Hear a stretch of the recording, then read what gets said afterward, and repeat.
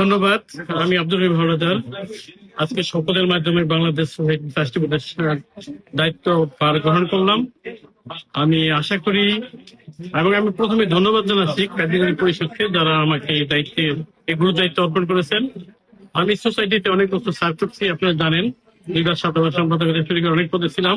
তো আমি আশা করি কনস্টিটিউশন অনুযায়ী কার্যকরী পরিষদকে এজ এ ট্রাস্টি বোর্ডের সদস্য হিসেবে যতটুকু সম্ভব আমার সাধ্য মতন আমি লেভেল বেস্ট সহায়তা প্রদান করব, এবং বাংলাদেশ সোসাইটির যে কাজগুলি দরকার, বিশেষ করে ভবন এবং অন্যান্য যে কাজগুলি, খুব গুরুত্বপূর্ণ কাজগুলি যেগুলি দরকার, যেগুলি কমিটমেন্ট করা হয়েছিল ইলেকশনের আগে, আমি কার্যকরী পরিষদকে বলবো আপনারা সেই উদ্যোগ গ্রহণ করেন এবং আমরা ট্রাস্টি বোর্ডের সদস্যরা সবাই মিললে ইনশাল্লাহ আপনাদেরকে সহায়তা করবো।